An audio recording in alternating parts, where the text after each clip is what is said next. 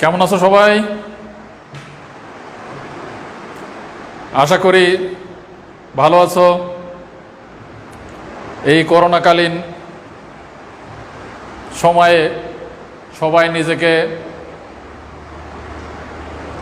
নিরাপদে রাখবা এবং নিরাপদে রাখার জন্য বাড়ির বাইরে বের হলে মাস্ক ব্যবহার করবা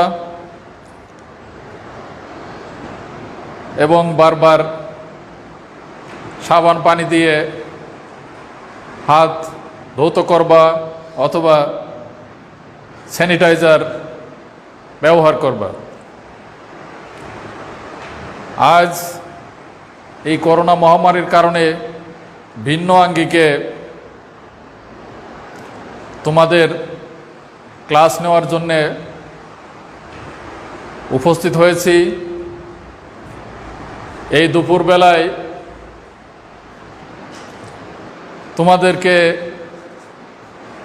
জানাই স্বাগত। অনেকদিন হয়ে গেল তোমরা দ্বিতীয় বর্ষে উত্তীর্ণ হয়েছ।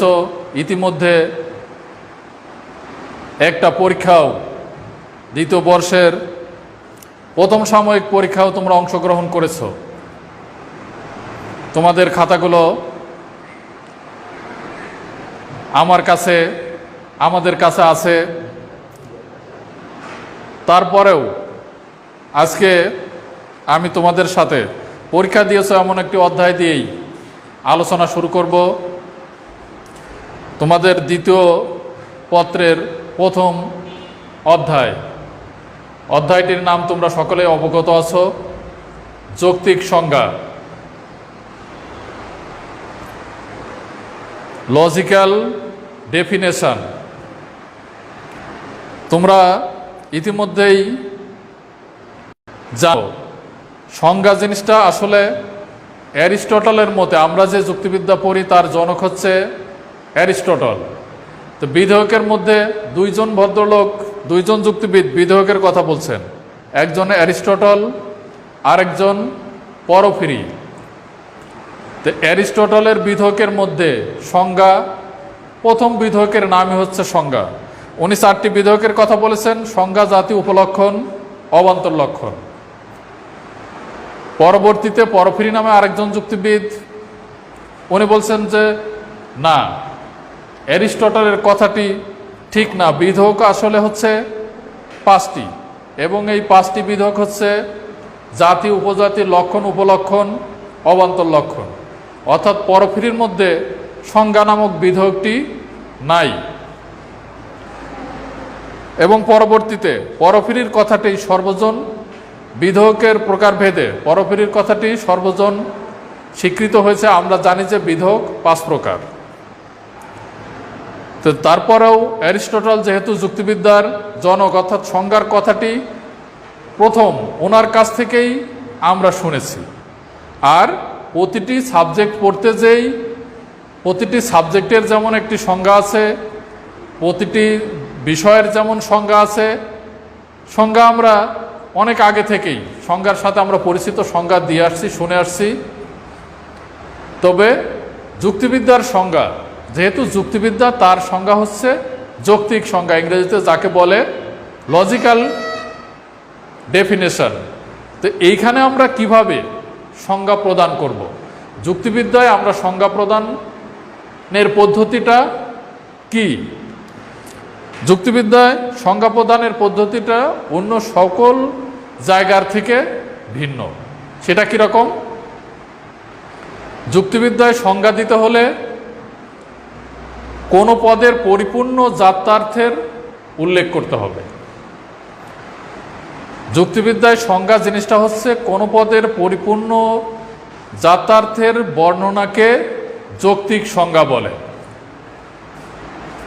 যদি এখানে আমরা সংজ্ঞা প্রদান করি পদের, কোনো পদের সংজ্ঞা প্রদান করতে হলে পদটি যে জাত্যার্থ আছে তার পরিপূর্ণ জাত্যার্থ আমরা উল্লেখ করলেই তার সংজ্ঞা প্রদান করা হয়ে গেল।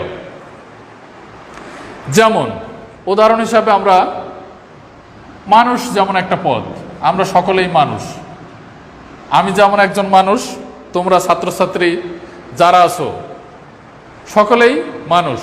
তাহলে আমরা মূলত মানুষ। তো মানুষ পদের জাত্যার্থ কয়টি আছে? মানুষ পদের আমরা সকলেই জানি যে মানুষ পদের জাত্যার্থ আছে দুইটি, একটা জীববৃত্তি আর একটা হচ্ছে বুদ্ধিবৃত্তি। তাহলে তার সংজ্ঞা দিতে যে, মানুষটার সংজ্ঞা দিতে যে যদি আমরা এই দুইটা জীববৃত্তি এবং বুদ্ধিবৃত্তি উল্লেখ করি,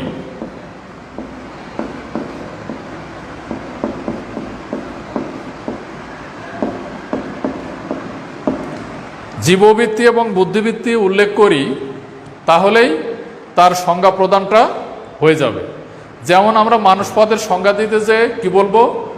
মানুষের সংজ্ঞা দিতে যে আমরা বলবো যে মানুষ হচ্ছে বুদ্ধিবৃত্তি সম্পন্ন জীব।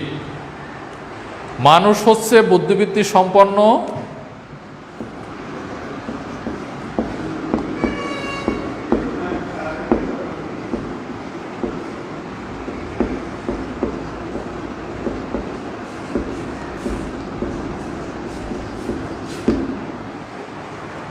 এটাই হচ্ছে মানুষ পদের সংজ্ঞা।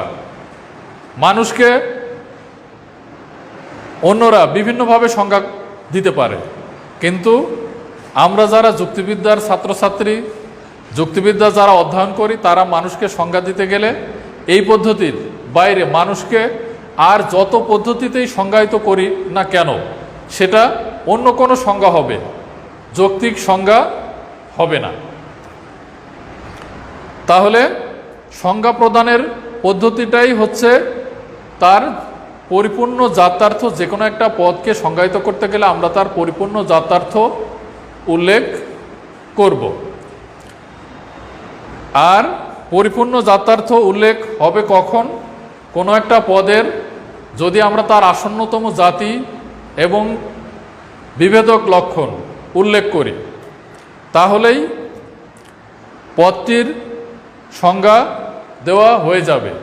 যেমন মানুষ পদের আসন্নতম জাতি কোনটা? মানুষ পদের আসন্নতম জাতি হচ্ছে জীব, আর তার বিভেদক লক্ষণ বা লক্ষণ হচ্ছে বুদ্ধিবৃত্তি। তাহলে এই দুইটা জিনিস একসাথে উল্লেখ করে মানুষ পদের আসন্নতম জাতি হচ্ছে জীব, আর মানুষের বিভেদক লক্ষণ হচ্ছে বুদ্ধিবৃত্তি। এই দুইটা একসাথে যোগ করে দিলেই তার সংজ্ঞা হয়ে গেল মানুষ হচ্ছে বুদ্ধিবৃত্তি সম্পন্ন জীব। এর বাইরে যত রকমের সংজ্ঞা আমরা প্রদান করি না কেন, সেখানে কোনো না কোনো ভুলের সৃষ্টি হবে। এই কারণে যুক্তিবিদেরা যৌক্তিক সংজ্ঞা প্রদানের 5টি নিয়ম দিয়েছেন। 5টি নিয়ম, যৌক্তিক সংজ্ঞা প্রদানের 5টি নিয়ম আছে। তাহলে যৌক্তিক সংজ্ঞা প্রদান, যৌক্তিকভাবে সংজ্ঞা প্রদান করতে হলে এই 5টি নিয়মের সাথে আমাদের পরিচিত হতে হবে। তা আজকে আমি তোমাদের নিয়মগুলোর সাথে পরিচিত করানোর চেষ্টা করব। তাহলে এই 5টি নিয়মে যেমন সংজ্ঞা দেওয়া যাবে, 5টি নিয়ম লঙ্ঘন করলে যে ভুলের সৃষ্টি হবে সেই ভুলগুলোও বলার চেষ্টা করব। আর যুক্তিবিদ্যায় ভুলের সৃষ্টি হলে তার নাম হচ্ছে অনুপপত্তি, ফ্যালাসি। নিয়ম যেমন রুলস, অনুপপত্তি তেমন ফ্যালাসি। নিয়ম লঙ্ঘন করলেই, নিয়মের লঙ্ঘন হলেই কোনো না কোনো অনুপত্তি ঘটবে। তা আমাদের যৌক্তিক সংজ্ঞার প্রথম নিয়মটা হচ্ছে যে পদের সংজ্ঞা প্রদান করতে হবে, সংজ্ঞায় সেই পদের পরিপূর্ণ জাত্যার্থ উল্লেখ করতে হবে, তার কম বা বেশি না। আমরা কেউ যদি কম উল্লেখ করি তাহলেও যেমন ভুল হবে, বেশি উল্লেখ করলেও ভুল হবে। যেমন মানুষ পদের আমরা সংজ্ঞাটা এখানে প্রদান করেছি, কি দিয়েছি? মানুষ হচ্ছে বুদ্ধিবৃত্তি সম্পন্ন জীব। আমরা সকলেই জানি যে মানুষের জাত্যার্থ দুইটি, জীববৃত্তি, বুদ্ধিবৃত্তি। মানুষ বুদ্ধিবৃত্তি সম্পন্ন জীব, তাহলে কি আমরা বুদ্ধিবৃত্তিও এখানে আছে, জীববৃত্তিও এখানে আছে, দুইটার উল্লেখ করা হয়েছে। কিন্তু প্রথম নিয়মে যে বলা হচ্ছে যে পদের সংজ্ঞা প্রদান করতে হবে তার পরিপূর্ণ জাত্যার্থ উল্লেখ করতে হবে, তার কম বা বেশি না। এইখানে 4টা অনুপত্তি আছে। এই 1 নম্বর নিয়মের মধ্যেই 4টা অনুপত্তি সংগঠিত হয়েছে। সেই অনুপত্তিগুলো কি? প্রথম 3টা অনুপত্তি সংগঠিত হয়েছে যাতায়াতের চেয়ে কোনো কিছু বেশি উল্লেখ করার কারণে, আর সর্বশেষটা যাতার্থ চেয়ে কম যাতার্থ উল্লেখ করার কারণে, পরিপূর্ণ যাতার্থ উল্লেখ করা হয় নাই। আর প্রথম 3টিতে যাতার্থ উল্লেখ করার পরেও অতিরিক্ত কোনো গুণের উল্লেখ করা হয়েছে। তা আমরা একে একে দেখি। প্রথমে ক, বাহুল্য সংজ্ঞা অনুপত্তি। বাহুল্য সংজ্ঞা অনুপত্তি ঘটবে কখন ঘটবে?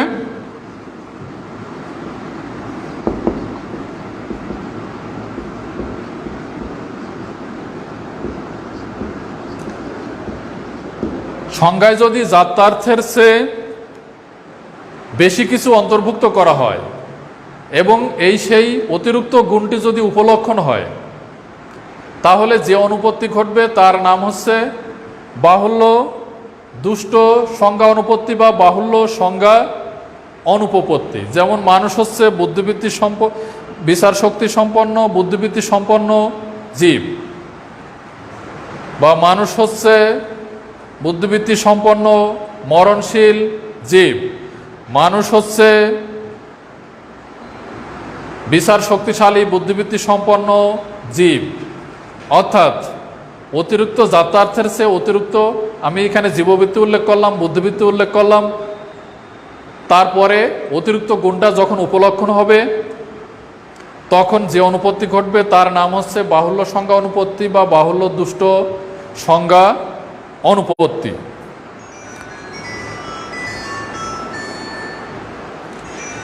এই অনুপত্তিটি ঘটেছে হচ্ছে যাত্রার্থের অতিরিক্ত গুণ উল্লেখ করার কারণে এবং অতিরিক্ত গুণটি হয়েছে তার উপলক্ষণ।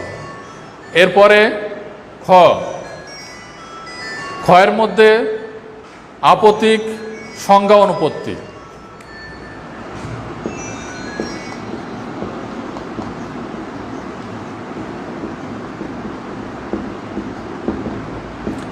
আপত্তিক সংজ্ঞা অনুপত্তিটিও ঘটবে, আমি আগে বলেছি আপত্তিক সংজ্ঞা অনুপত্তিটিও ঘটবে যাত্রার্থের চেয়ে অতিরিক্ত কোনো গুণের উল্লেখের কারণে। এখানে হবে যাত্রার্থের অতিরিক্ত গুণটা যখন অবিচ্ছেদ্য অবান্তর লক্ষণ হবে, যাত্রার্থের অতিরিক্ত গুণটা যখন অবিচ্ছেদ্য অবান্তর লক্ষণ হবে, তখন সংজ্ঞা প্রদানের ক্ষেত্রে যে অনুপত্তি ঘটবে তার নাম হচ্ছে আপত্তিক সংজ্ঞা অনুপত্তি। যেমন উদাহরণ হিসাবে আমরা বলতে পারি মানুষ হচ্ছে বুদ্ধিবৃত্তি সম্পন্ন দ্বিপদ জীব। মানুষ হচ্ছে বুদ্ধিবৃত্তি সম্পন্ন দ্বিপদ জীব। এখানে বুদ্ধিবৃত্তি কথাটাও আছে, জীববৃত্তি কথাটাও আছে, কিন্তু অতিরিক্ত তার অবিচ্ছেদ্য অবান্তর লক্ষণ দ্বিপদ কথাটি অন্তর্ভুক্ত করা হয়েছে।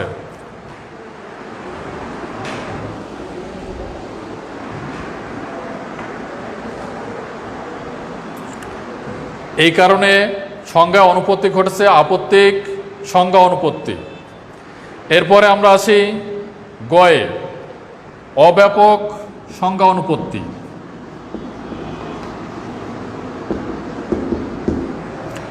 অব্যাপক সংজ্ঞা অনুপত্তি, সংজ্ঞা প্রদানের ক্ষেত্রে অব্যাপক সংজ্ঞা অনুপত্তি কখন ঘটবে? যখন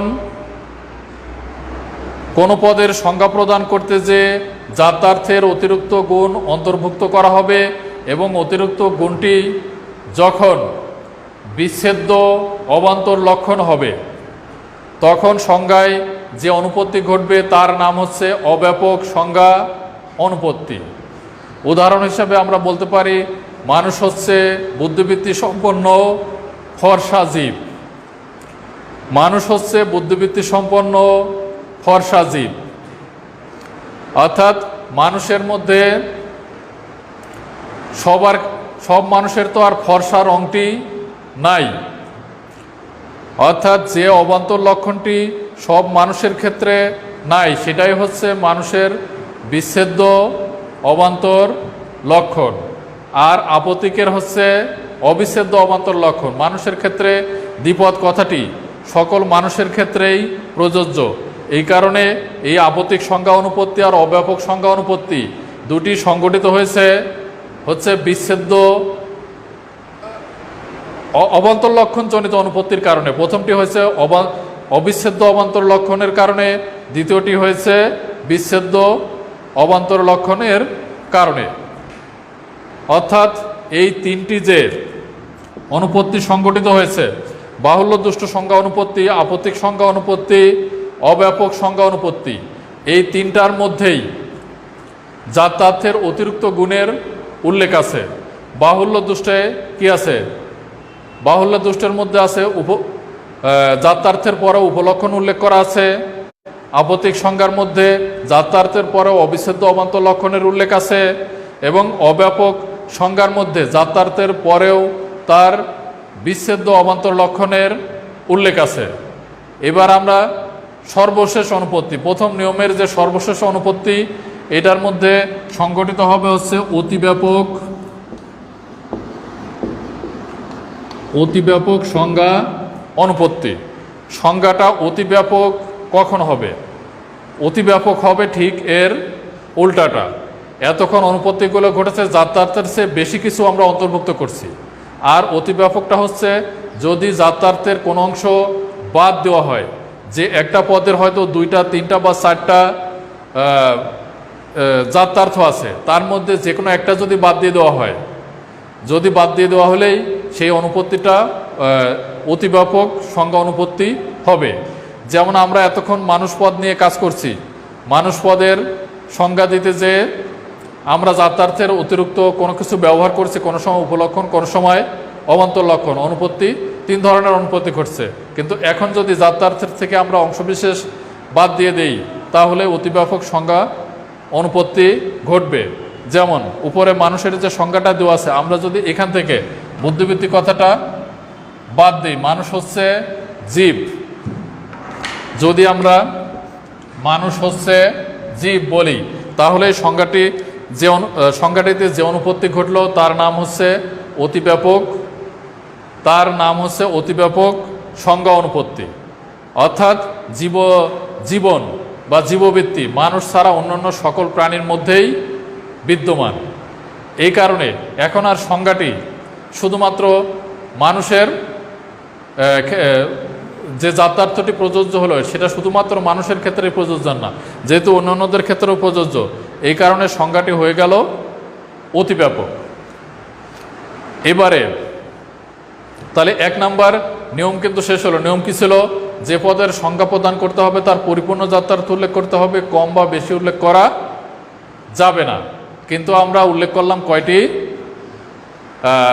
আমরা বেশি উল্লেখ করার কারণে অনুপত্তি ঘটলো 3টি, এবং জাত্যার্থ কম উল্লেখ করার কারণে অনুপত্তি ঘটলো 1টি। অর্থাৎ প্রথম নিয়মের মধ্যে, 1 নাম্বার নিয়মের মধ্যে আমরা অনুপত্তি পেলাম মোট 4টি। এরপরে আবার এবার আমরা 2 নম্বর নিয়ম দেখব। 2 নম্বর নিয়মে কি আছে? 2 নম্বর নিয়মে বলছে যে পদের সংজ্ঞা প্রদান করা হবে, সংজ্ঞাটি সেই পদ অপেক্ষা সহজ সরল হবে। সংজ্ঞাটি আমরা সংজ্ঞা প্রদান করি কি কারণে? কোনো পদের অর্থ এবং তাৎপর্য সুস্পষ্টভাবে ব্যক্ত করার জন্যই আমরা ওই পদের সংজ্ঞা প্রদান করি। ওই পদের অর্থ এবং তাৎপর্য সুন্দরভাবে জানার জন্যই পদটির সংজ্ঞা প্রদান করি। কিন্তু এই কারণে আমরা সংজ্ঞা প্রদান করতে যে পদটি যাতে আরও ভালোভাবে বোঝা যায়, আমাদের কাছে যাতে স্পষ্ট এবং প্রাঞ্জল হয়, এই কারণেই আমরা সংজ্ঞা প্রদান করব। এবং এই কারণে আমরা সংজ্ঞা প্রদান করতে যে কোনো রূপক বা দুর্বোধ্য শব্দ ব্যবহার করব না। তাহলে এক কথায় নিয়মটি হচ্ছে, যে পদের সংজ্ঞা প্রদান করা হবে সংজ্ঞাটি সেই পদ অপেক্ষা সহজ সরল হবে, সংজ্ঞাটি রূপক বা দুর্বোধ্য ভাষায় ব্যক্ত করা যাবে না। এখন কথা হচ্ছে যে আমরা যদি সংজ্ঞার মধ্যে রূপক বা দুর্বোধ্য ভাষা ব্যবহার করি তাহলে এই দুইটি অনুপত্তি ঘটবে। একটা হচ্ছে রূপক সংজ্ঞা অনুপত্তি, আরেকটা হচ্ছে দুর্বোধ্য সংজ্ঞা অনুপত্তি। রূপক সংজ্ঞা অনুপপত্তি, আরেকটা হচ্ছে দুর্বোধ্য সংজ্ঞা অনুপপত্তি। দুইটা অনুপত্তি ঘটবে, প্রথমটা রূপক সংজ্ঞা অনুপত্তি, দ্বিতীয়টি হচ্ছে দুর্বোধ্য সংজ্ঞা অনুপত্তি। কোন পদের সংজ্ঞা দিতে যে যদি আমরা সহজ সরল ভাষা ব্যবহার করার পরিবর্তে রূপক শব্দ ব্যবহার করি তাহলে রূপক সংজ্ঞা অনুপত্তি ঘটবে। যেমন সিংহ হচ্ছে পশুর রাজা, এটাকে আসলে রূপক অর্থেই সংজ্ঞায়িত করা হয়, এই কারণে এই সংজ্ঞাটির মধ্যে রূপক সংজ্ঞা অনুপত্তি ঘটেছে।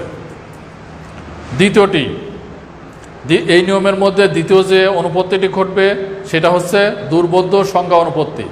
অর্থাৎ কোনো পদের সংজ্ঞা দিতে যে যদি আমরা সহজ সরল ভাষার পরিবর্তে দুর্বোধ্য ভাষা ব্যবহার করি তাহলে সংজ্ঞাটিতে দুর্বোধ্য সংজ্ঞা অনুপত্তি ঘটবে।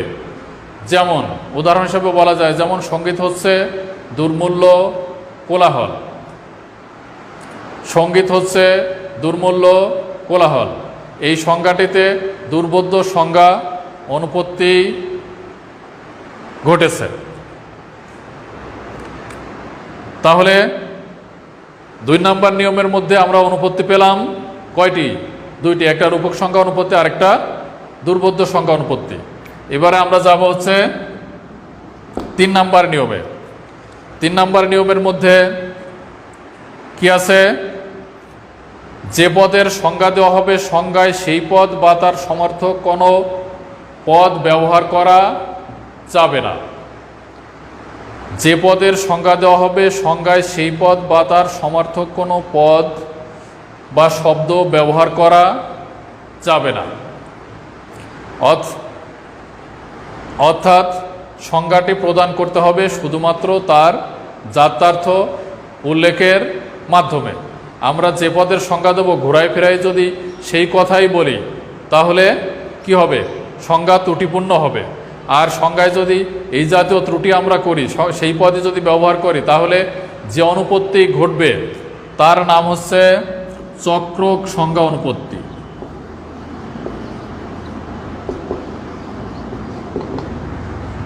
চক্রক সংজ্ঞা অনুপপত্তি সেটা কিভাবে ঘটবে? যদি আমরা এরকম মানুষ পদের সংজ্ঞা দিতে যে যদি আমরা এরকম সংজ্ঞা প্রদান করি যে মানুষ হচ্ছে মানব সন্তান, শিক্ষক হচ্ছেন তিনি যিনি শিক্ষাদান করেন, মানুষ হচ্ছে মনুষ্য জাতীয় জীব, এই জাতীয় সংজ্ঞা যখন আমরা প্রদান করব তখন সংজ্ঞাটিতে চক্রক সংজ্ঞা অনুপত্তি নামক অনুপত্তি সংগঠিত হবে। তাহলে আমরা কি দেখলাম যে 3 নম্বর নিয়মটির মধ্যে আমরা একটা মাত্রই অনুপত্তি সংগঠিত হবে, সেটার নাম হচ্ছে চক্রক সংজ্ঞা অনুপত্তি। অর্থাৎ যে পদের সংজ্ঞা আমরা প্রদান করব সংজ্ঞায় শুধুমাত্র সংজ্ঞায় সেই পদ বা তার কোনো সমর্থক পদ ব্যবহার করতে পারবো না। যদি আমরা করি তাহলে চক্রক সংজ্ঞা নামক অনুপত্তি ঘটবে। এবার আমরা যাব 4 নম্বর নিয়মে। 4 নম্বর নিয়মে কি আছে? সংজ্ঞা সদর্থক বা ইতিবাচক করা সম্ভব হলে তাকে নৈর্থক বা নেতিবাচক করা যাবে না। অর্থাৎ যে পদের সংজ্ঞা দিতে হবে তার সম্পর্কে হাঁ বোধক কথা বলতে হবে, কোনো নাবোধক কথা বলা যাবে না। শুধুমাত্র আমরা সংজ্ঞা প্রদানের ক্ষেত্রে সংজ্ঞা সম্পর্কে বা ওই পদ সম্পর্কে শুধুমাত্র হাঁ বোধক কথা বলবো, কোনো নাবোধক কথা বলতে পারবো না। আমরা যদি নাবোধক কথা বলি তাহলে যে অনুপত্তি ঘটবে তার নাম হচ্ছে নৈর্থক বা নেতিবাচক সংজ্ঞা অনুপত্তি।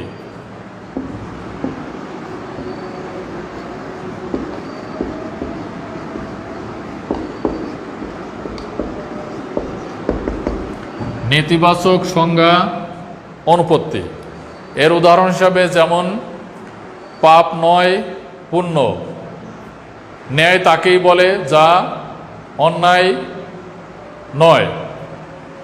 পাপ নয় পুণ্য, ন্যায় তাকেই বলে যা অন্যায় নয়। অর্থাৎ এখানে আমরা না বোধক কথা বলছি। পাপ নয়, পাপের সংজ্ঞা দিতে যে আমরা বলছি যে পাপ নয় পুণ্য, ন্যায়ের সংজ্ঞা দিতে যে আমরা বলছি ন্যায় তাকেই বলে যা অন্যায় নয়। আমরা যখন এই জাতীয় সংজ্ঞা প্রদান করব তখন যে অনুপত্তি ঘটবে তার নাম হচ্ছে নৈরর্থক বা নেতিবাচক সংজ্ঞা অনুপত্তি। এবার আমরা সর্বশেষ নিয়ম, পঞ্চম নিয়ম। পঞ্চম নিয়মে কি আছে? সংজ্ঞেয় পদ এবং সংজ্ঞার্থ পদের ব্যক্তার্থ সমান হতে হবে। অর্থাৎ আমরা যে পদের সংজ্ঞা দেব এবং যা সংজ্ঞা বলে নির্ধারণ করব উভয়ের পরিমাণ বা ব্যাপ্তিটা সমান হতে হবে। যেমন আমরা মানুষের সংজ্ঞা দিচ্ছি, সংজ্ঞা দিতে কি বলছি? মানুষ হচ্ছে বুদ্ধিবৃত্তি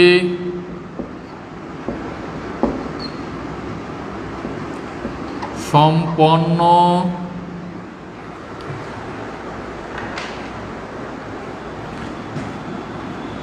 মানুষ হচ্ছে বুদ্ধিবৃত্তি সম্পন্ন জীব। তাহলে মানুষের যে এই সংজ্ঞাটা আমাদের আছে, তাহলে এখানে আমরা মানুষ বলতেও যা বুঝি বুদ্ধিবৃত্তি সম্পন্ন জীব বলতে একই জিনিস বুঝি। অর্থাৎ দুইটা জিনিস সমান্তরাল। মানুষ বলতে যতজন মানুষ বোঝায়, বুদ্ধিবৃত্তি সম্পন্ন জীব বলতে অতজন মানুষই বোঝায়।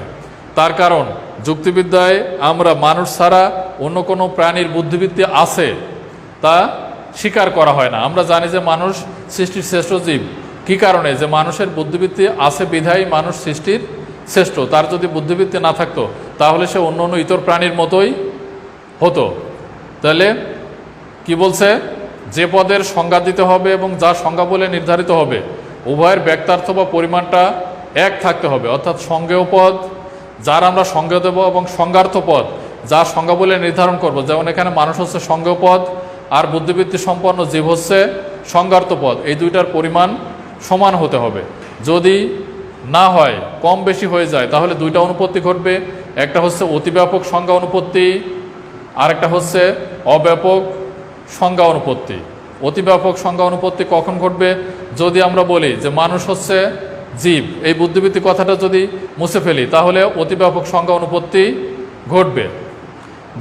আমরা যদি এখন এই বুদ্ধিবৃত্তিটা মুছে ফেলি তাহলে সংজ্ঞাটি হয়ে গেল মানুষ হচ্ছে জীব, সংজ্ঞাটি হয়ে গেল অতিব্যাপক সংজ্ঞা। আর অব্যাপক সংজ্ঞা কখন হবে? আমরা যদি বলি মানুষ হচ্ছে বুদ্ধিবৃত্তি সম্পন্ন ফর্সা জীব বা বুদ্ধিবৃত্তি সম্পন্ন শিক্ষিত জীব, তাহলেই দেখা গেল সংজ্ঞাটা অব্যাপক হয়ে গেল। তার কারণ শিক্ষা জিনিসটা সকল মানুষের মধ্যে নাই। শিক্ষা জিনিসটা সকল মানুষের মধ্যে নাই বিধায় এই সংজ্ঞাটি তখন হয়ে যাবে অব্যাপক সংজ্ঞা। মানুষ হচ্ছে বুদ্ধিবৃত্তি সম্পন্ন শিক্ষিত জীব, তাহলে সংজ্ঞাটি হয়ে গেল অব্যাপক সংজ্ঞা। আর মানুষ হচ্ছে জীব, সংজ্ঞাটি হয়ে গেল অতিব্যাপক। তাহলে আমরা দেখলাম যে প্রতিটা নিয়মের মধ্যে আমাদের 5টি নিয়ম আছে এবং প্রতিটা নিয়মের মধ্যেই কোনো না কোনো অনুপত্তি আছে।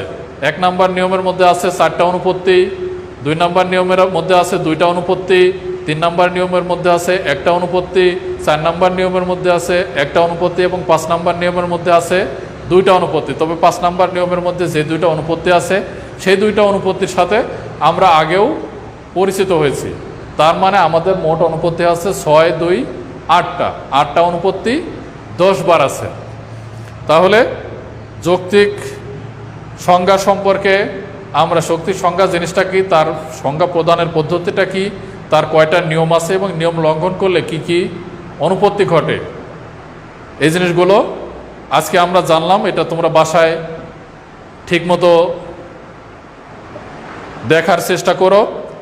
আর দেখতে তো অবশ্যই হবে, তার কারণ যদি তোমরা ঠিকমতো এখন পড়াশোনা না করো, এই যে এই বছর যেমন অটো পাস হয়েছে আগামী বছরে যে ঠিক একইভাবে অটো পাস হবে এটা আশা করার কোনো কারণ নাই। তোমাদের ক্ষেত্রে অবশ্যই পরীক্ষা হবে এবং আমরা প্রথম সেমিস্টার পরীক্ষা নিয়েছি, কয়েকদিন পরে তোমাদের আবার আমরা শনিবারে ডাকবো তোমাদের অভিভাবক সহ, সেখানে আমাদের তোমরা আবার পরীক্ষার ব্যবস্থা করব।